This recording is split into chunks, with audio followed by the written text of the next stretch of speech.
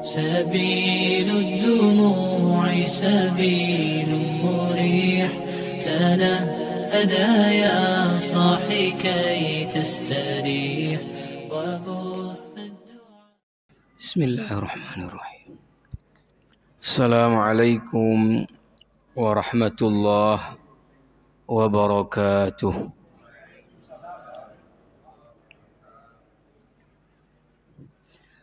الحمد لله رب العالمين، والصلاة والسلام على سيد المرسلين نبينا محمد وعلى آله وصحبه أجمعين. أما بعد، أوصيني وإياكم جميعا بتقوى الله. اتقوا الله سرا وعلانية، اتقوا الله فيما أمر وانتهوا عما نهى عنه وزجر. Hadirin sidang jamaah salat maghrib yang dimuliakan Allah. Alhamdulillah atas nikmat rahmat dari Allah, taufik dan hidayahnya, kita baru saja dapat menunaikan salat fardu maghrib kita di awal waktu secara berjamaah di rumah Allah yang mulia ini. Alhamdulillah, selanjutnya selepas salat kita masih ada waktu, ada kesempatan untuk kita duduk dalam majlis yang mendatangkan sakinah, majlis yang mendatangkan rahmat, majlis yang dibangga-banggakan Allah kepada para malaikatnya. Sambil kita menunggu waktu fardu Isya yang nantinya juga kita tunaikan di awal waktu secara berjamaah, dan mari kita niat iktikaf di rumah Allah Ta'ala.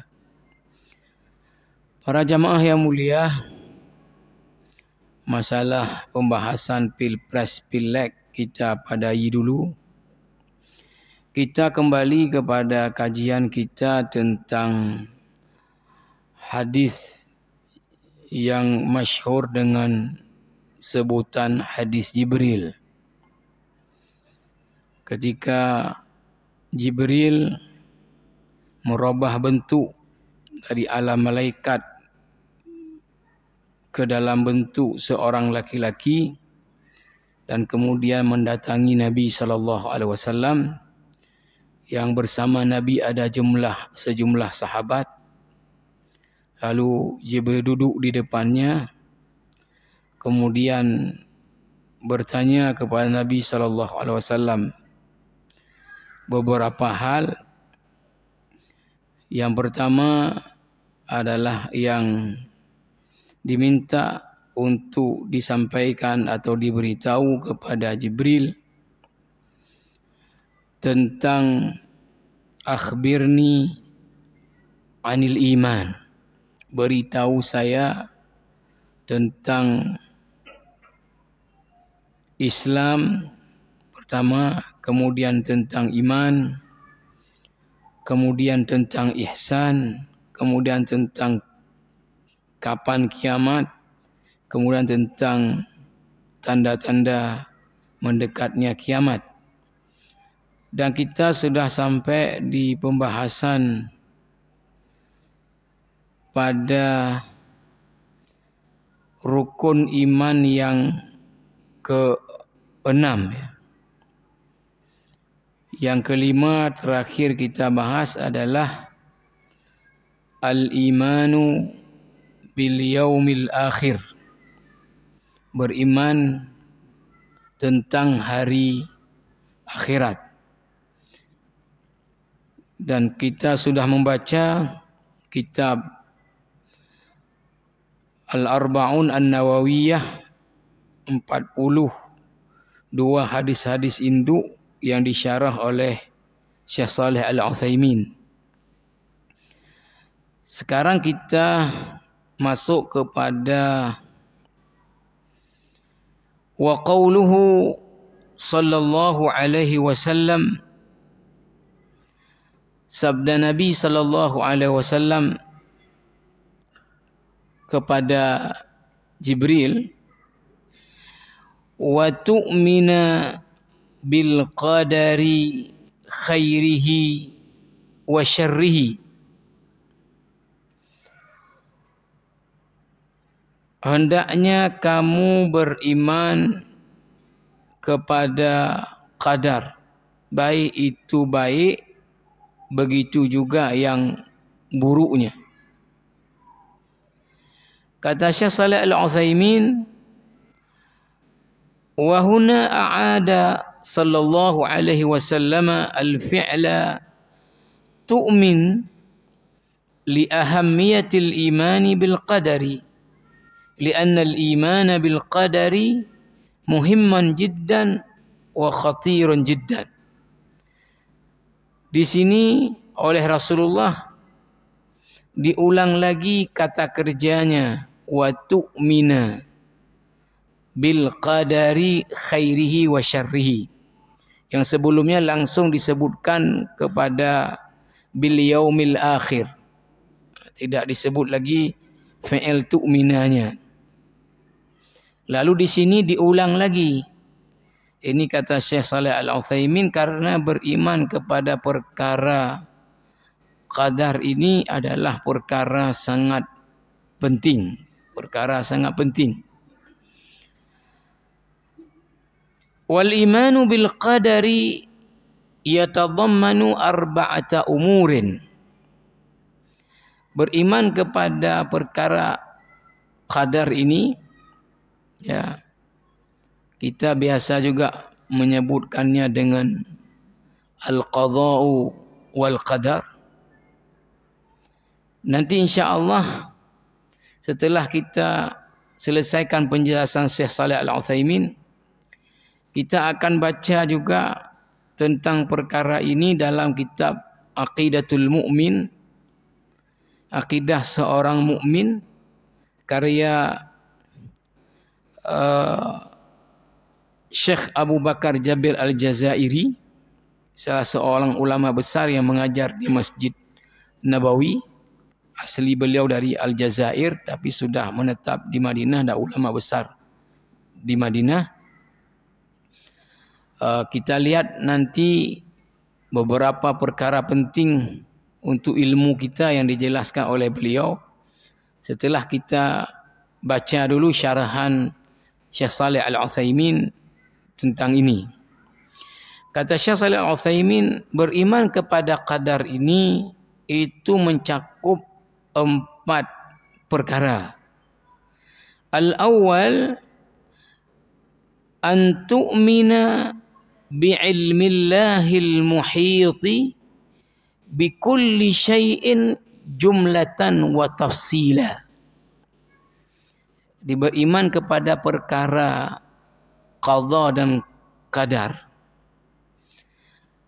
Dia mencakup 4 aspek.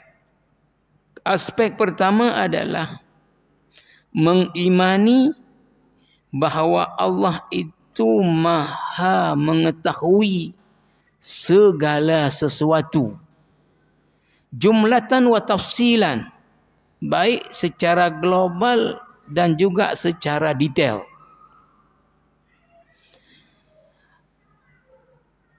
Jadi pertama yang mesti kita yakini bahawa ilmu Allah itu meliputi segala sesuatu. Dalilu dzalika umumul adillati mithli qawlihi ta'ala. Dalil tentang bahawa ilmu Allah itu meliputi segala sesuatu adalah keumuman dalil-dalil seperti firman Allah Subhanahu wa taala di dalam surah Al-Baqarah 282, wallahu bikulli syai'in alim. Dan Allah maha mengetahui segala sesuatu. Wallahu bikulli syai'in alim. Atau kita bisa terjemahkan, Allah dengan segala sesuatu atau semuanya adalah Maha mengetahui. Kemudian jamaah rahimakumullah, wa qad zakarallahu azza wa jalla al-ilma fi ayatin katsiratin jumlatan wa tafsila. Allah Subhanahu wa taala telah menyebutkan bahawa Allah Maha mengetahui, itu baik dalam bentuk global maupun secara detail. Misalnya jamaah rahimakumullah, di sini diangkat Allahul ladzi khalaqa sab'a samawatin wa minal ardi mithlahunna yatanazzalu al-amru bainahunna lita'lamu anna Allaha ala kulli syai'in qadir. Lita'lamu, hendaknya kalian mengetahui, anna Allaha ala kulli syai'in qadir, bahawa Allah terhadap segala sesuatu Maha mengetahui. Surah At-Talaq ayat 12. Kemudian jamaah rahimakumullah, di dalam surah At-Talaq juga disebutkan walita'lamu anna Allaha ala kulli syai'in qadir wa anna Allaha qad ahata bi kulli syai'in ilma. Tadi Allah atas segala sesuatu itu qadir, maha kuasa, dan juga Allah maha mengetahui segala sesuatu. Wa anna Allaha qad ahata bi kulli syai'in ilma, itu Allah maha mengetahui segala sesuatu. Kemudian jamaah rahimakumullah, sampai sedetail-detailnya disebutkan tentang pengetahuan Allah Subhanahu wa taala sampai perkara-perkara sangat kecil. Di sini diberi contoh misalnya oleh Syekh Shalih Al-Utsaimin, firman Allah Subhanahu wa taala, amma at-tafsilu fa qawluhu ta'ala wa 'indahu mafatihul ghaibi la ya'lamuha illa hu wa ya'lamu ma fil barri wal bahr wa ma tasqutu min waraqatin illa ya'lamuha. Di sisi Allah lah pengetahuan tentang perkara gaib. La ya'lamuha illa hu, tidak ada yang mengetahui perkara-perkara yang gaib melainkan Allah.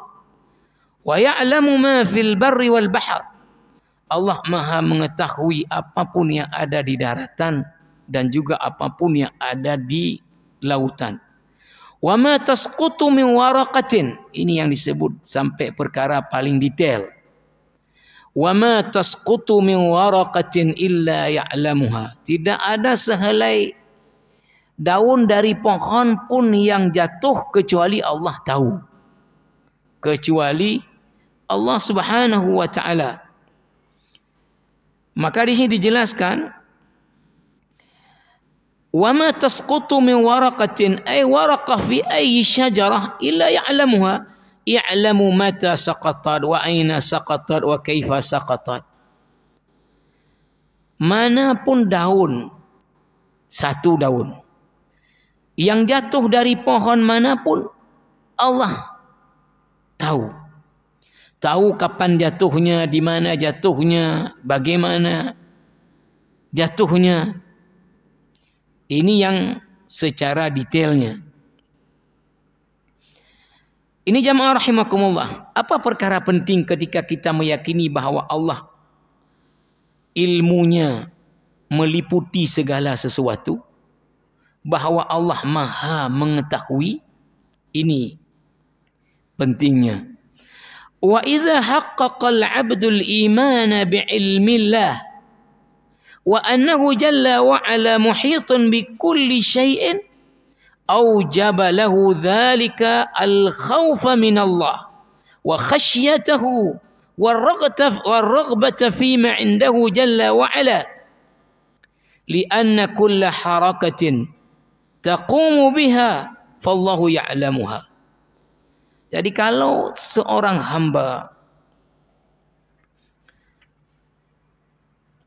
haqqaqa, artinya mewujudkan ini keyakinan di dalam dirinya bahwa Allah Maha mengetahui segala sesuatu, maka kemudian akan hadir pada hamba itu apa? Takut kepada Allah. Akan hadir al-khauf wal khasyah lillah.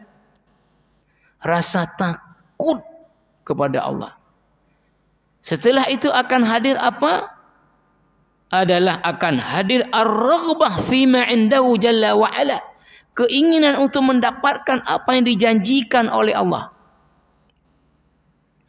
Ini jamaah rahimakumullah. Nah, kalau saya juga sudah sebut yang lalu di sini, ini menurut saya di antara yang menjadi masalah di dalam kalangan orang-orang yang beriman ini adalah apa? Ya. Takut ya kepada azab Allah Subhanahu wa taala itu. Ya, atau mungkin bahasa sederhananya adalah apa? Imannya di mulut tapi tidak sungguh-sungguh di hati.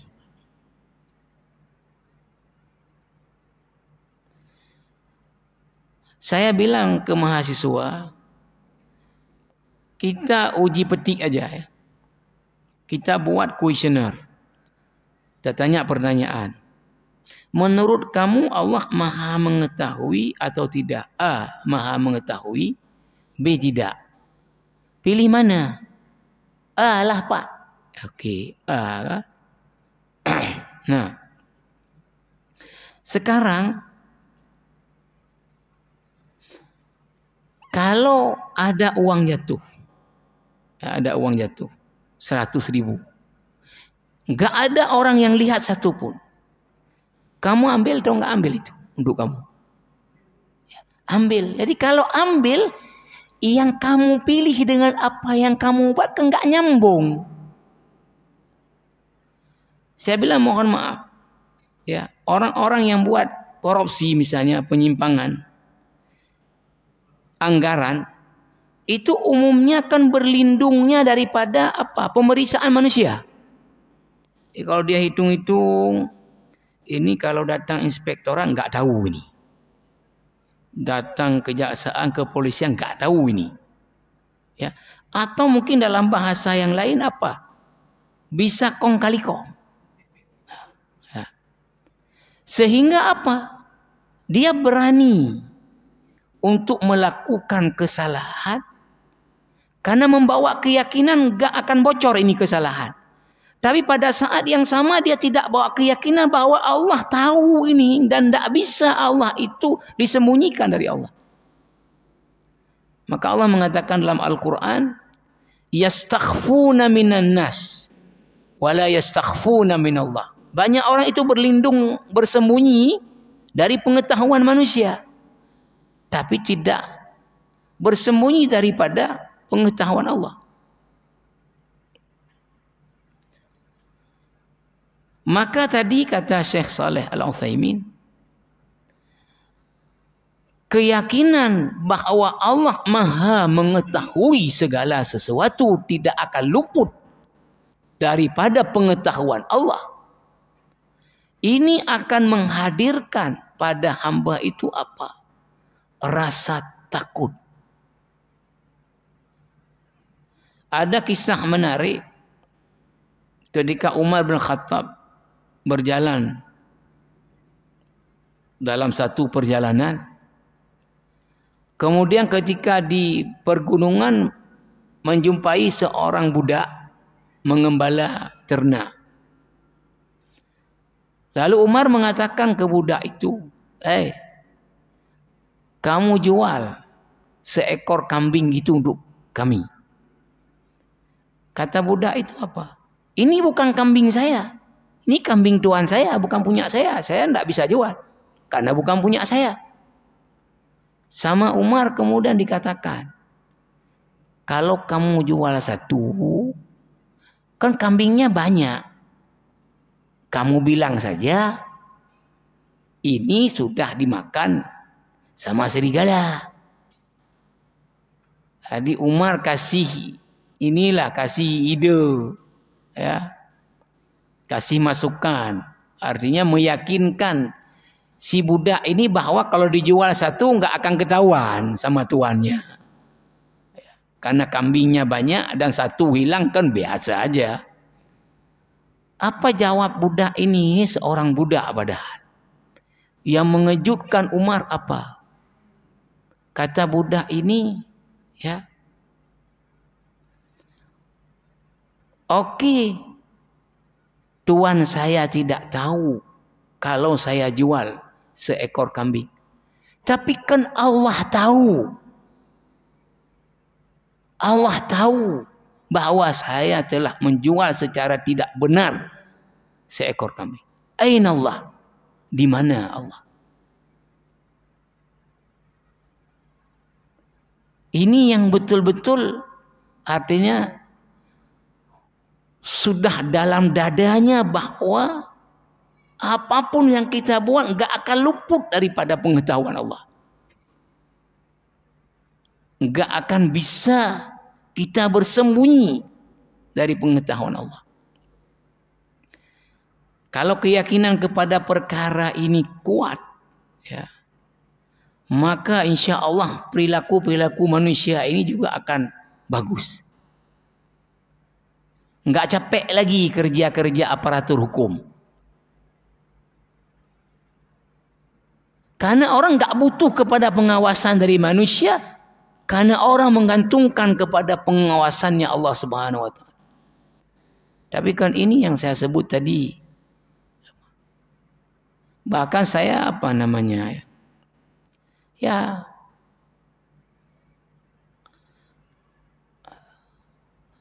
bisa kita mengatakan keyakinan kepada perkara ini jadi lemah sekali. Nah, sehingga orang dengan gampang-gampangnya itu, dan kemudian apa, skalanya nggak kecil-kecil juga, ya, melakukan korupsi, melakukan penyimpangan, melakukan ini. Ya, seperti kita sebut yang baru saja ini di pilpres pileg kita. Ya, orang tahu semua secara pengetahuan bahwa memberi sesuatu, menerima sesuatu untuk memilih orang adalah sogok. Sogok adalah perkara yang diharamkan. Dan orang yang memberi sogok, menerima sogok, perantara sogok dilaknat. Ya, tapi biasa aja.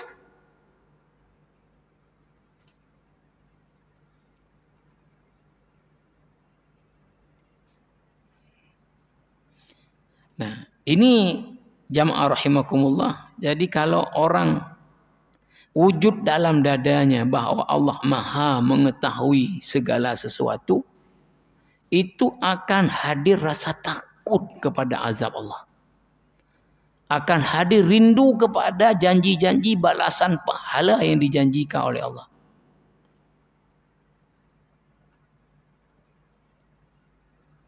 Maka ini hadirnya dengan iman.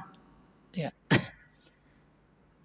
Misalnya capek kita jelaskan ayatnya, hadisnya, keutamaan solat berjamaah bagi laki-laki daripada solat sendiri. Orang lebih utama duduk di warung kopi daripada pergi masjid.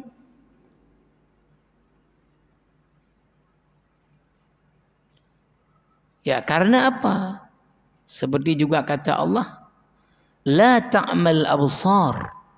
Banyak orang kalau mata ini enggak buta.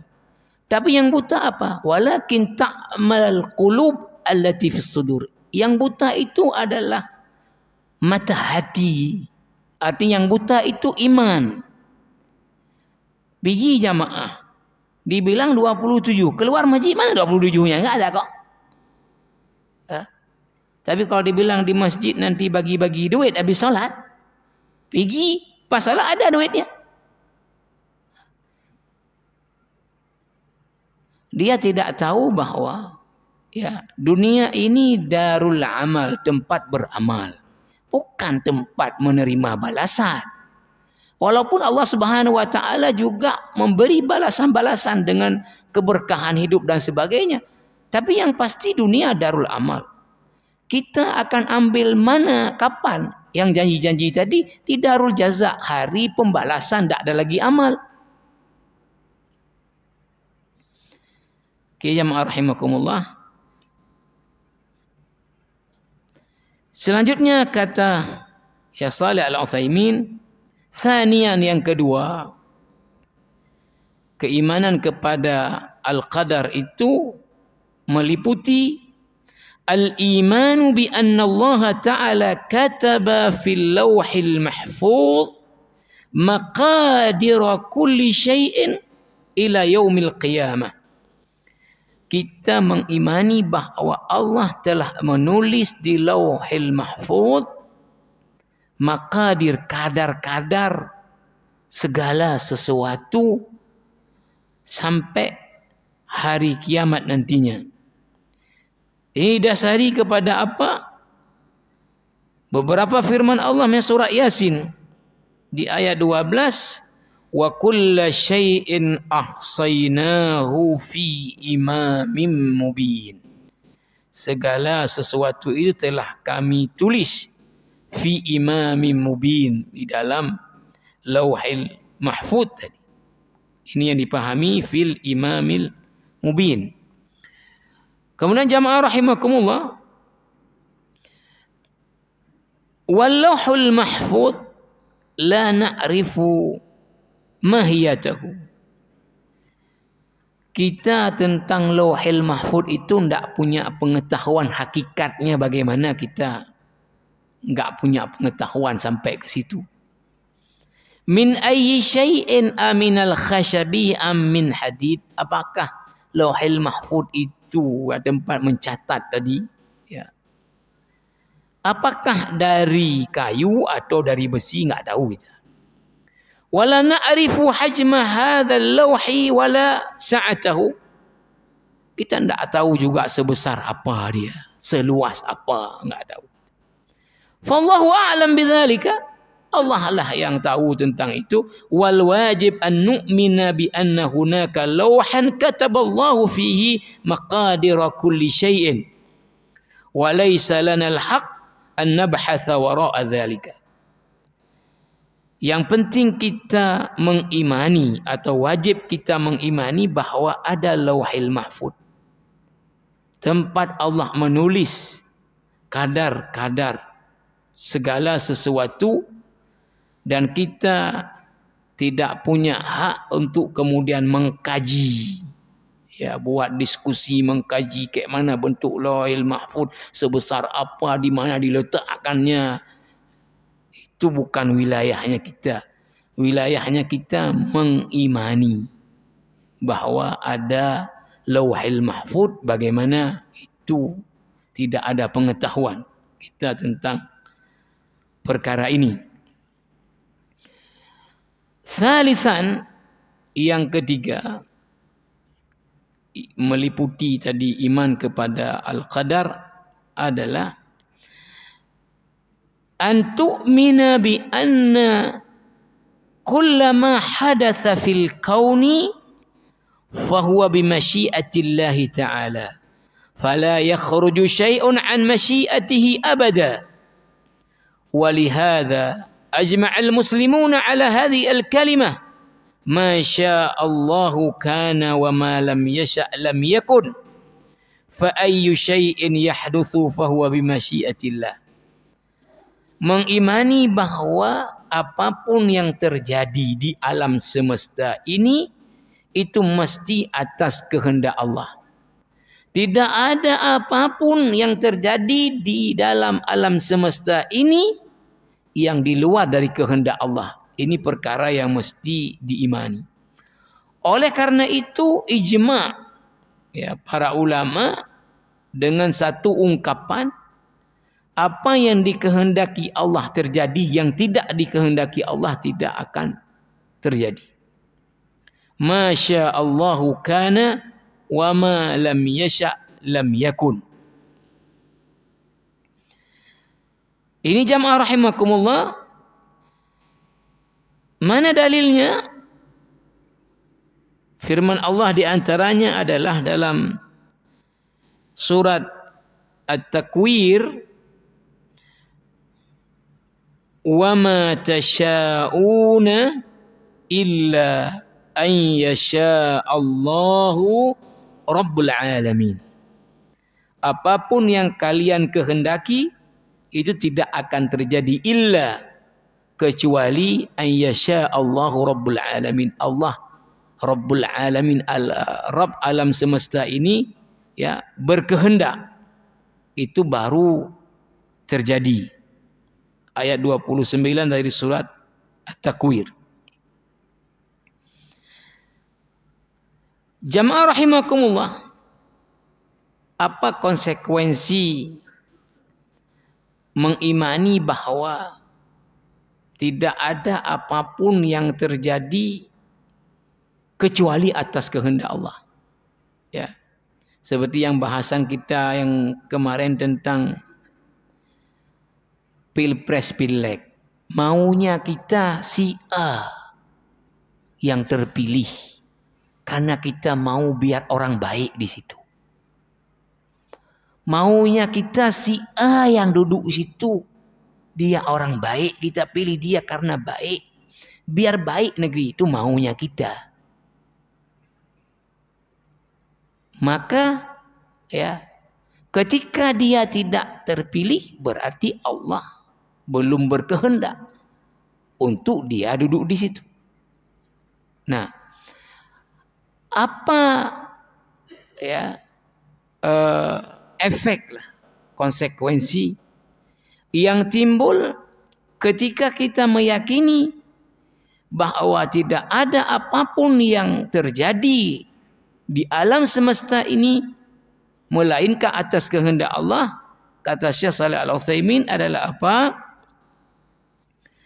Wa idza amana al-insanu bihadza salima min amali syaitani. Kalau ini keyakinan ada pada kita, kita akan selamat daripada bisikan setan. Kita akan selamat daripada bisikan setan. Maksudnya bagaimana? Fa idza fa'ala fi'lan wa hasala khilaful maqsudi lam yaqul laitani lam af'al lianna alladhi fa'alahu qad sya'ahu Allah 'azza wa jalla wa la budda an yakun lakin idza kana dhanban taba wastaghfar. Jadi kalau seandainya apa yang dia lakukan ya, lalu kemudian hasilnya kebalikan dari yang dia inginkan, tidak ada ruang setan untuk kemudian membisik sesuatu ya. Apa sesuatu ya? Ya, ada kemungkinan misalnya orang yang maju, ini nggak bicara kita, kalau kita mungkin ya kecewa sedikit. Orang yang maju niatnya betul untuk memperbaiki, usahanya betul dengan cara yang benar, nggak mau dia dengan yang batil-batil kasih-kasih, tapi usahanya sungguh-sungguh, datang jumpa ini, datang, tapi dia jalannya nggak mau jalan yang nggak betul, tapi jalan yang betul sungguh-sungguh. Ya, dia ingin sekali untuk terpilih dan dia bisa duduk di situ, tapi kenyataannya tidak ada suara pada hari H. Maka dia tidak akan mengatakan kemudian ya seandainya saya enggak begini, seandainya ya. Setelah dilihat ya, orang terpilih semua kasih ini kasih itu ya. Kalau saya kasih saya terpilih juga ya. Jadi akan timbul andai-andai gini, andai begini, andai begitu, andai begini, andai begitu. Nah, jadi ini memberi ruang untuk kemudian syaitan itu masuk. Ya. Maka dalam hadis yang sahih ketika Rasulullah mengatakan al-mu'minul qawiyyu khairun wa ahabbu ilallah minal mu'minid dha'if. Orang mukmin yang kuat itu lebih baik dan lebih dicintai oleh Allah daripada mukmin yang lemah. Ini kalau kita lihat syarahan hadis ini, misalnya dalam kitab Wasaya Rasul Profesor Dr. Syekh Muhammad Bakar Ismail, guru besar Al-Azhar Mesir, kuat apa? Tentu kuat imannya, kuat ketakwaannya, kuat ibadahnya, kuat ekonominya, kuat fisiknya. Itu lebih baik daripada mukmin yang lemah itu tadi. Nah, maka bagaimana untuk menjadi mukmin yang kuat? Lanjutan hadisnya adalah ihris ala ma yanfa'uka. Itu ketika dijelaskan ihris itu secara bahasa, kamu harus punya keinginan yang kuat untuk mencapai sesuatu yang bermanfaat bagimu. Kau bermanfaat bagi orang mukmin dunia dan akhirat. Ya. Dalam ihris itu kata beliau dalam syarahan hadisnya, maka buatlah perencanaan dengan baik, kemudian lakukan sesuatu dengan motivasi yang kuat, lakukan dengan tekun, dengan tabah. Ya. Kemudian lanjutannya apa? Wasta'in billah. Jangan lupa mohon bantuannya Allah Subhanahu wa taala. Wala ta'jas. Jangan pernah kemudian lemah, putus asa. Lalu kemudian kalau terjadi kita udah usaha, udah buat perencanaan bagus, usaha tekun, sungguh-sungguh berdoa. Ke wilayahnya kita ini dua saja wilayah manusia ini. Apa? Usaha yang sungguh-sungguh, doa. Itu aja yang kekuasaan kita. Setelah itu serahkan apa hasilnya kepada Allah. Nah, kemudian yang terjadi hasilnya apa? Kebalikan yang kita inginkan. Maka kata Rasulullah, apa pesannya kepada kita? Fala taqul law anni fa'altu kadza lakana kadza. Maka ketika hasilnya berbeda, jangan pernah berkata kalau begini, begini. Kenapa? Li'anna law taftahu amal syaitan. Karena law itu membuka, andai membuka ruang syaitan.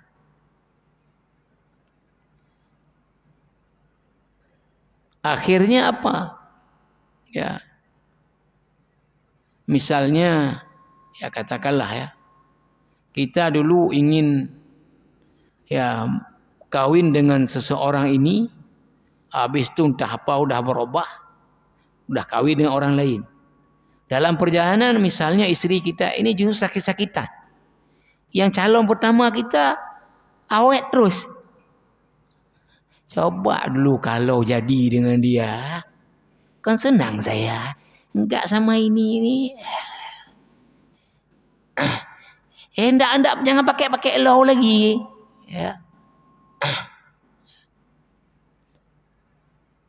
Coba saya dulu enggak jualan ini. Kan enggak kayak gini. Coba kalau saya ikut yang itu. Ini kasih setan untuk kasih ide sehingga kita akan sampai ke tahap nanti menyalahkan Allah. Nauzubillah. Sampai menyalahkan Allah. Atau menyalahkan keadaan, menyalahkan apa. Padahal yang salah kita sendiri. Udah kita ini. Nah, maka tadi kata Syekh Shalih Al-Utsaimin apa? Kalau kita punya keyakinan bahwa segala sesuatu tidak akan terjadi di alam semesta ini melainkan itu atas kehendak Allah, maka kalau yang terjadi dari hasil usaha di luar apa yang kita mau, maka ini akan menutup ruang setan untuk kemudian memberikan andai ini, andai itu, andai ini, andai itu, karena kita sudah stop. Sudah kita tutup terus. Inilah yang memang Allah kehendaki. Saya sudah berusaha. Ini jamaah rahimakumullah. Ya, karena waktu kita insya-Allah atau saya sambung hanya sedikit saja ini yang terakhir dalam penjelasan Syekh Saleh Al-Utsaimin, kemudian dia akan masuk kepada penjelasan tentang ihsan. Tapi ke depan kita coba di kitab Aqidatul Mu'min ini saya lihat ada perkara penting yang disampaikan untuk jadi ilmu kita.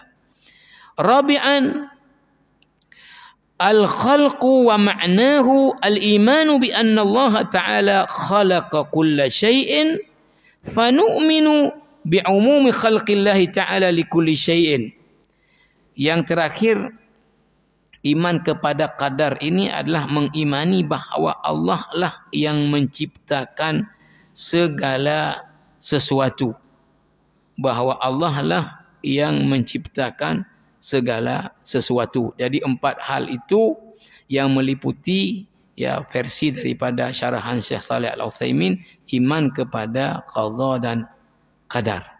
Insya-Allah kita sambung ke depan dengan rujukan Aqidatul Mu'min untuk kita lihat sisi yang belum dijelaskan oleh Syekh Saleh Al-Utsaimin, tapi itu menjadi perkara penting untuk ilmu kita. Subhanakallah bihamdika asyhadu an la ilaha illa anta astaghfiruka wa atubu ilaik. Wassalamualaikum warahmatullahi wabarakatuh.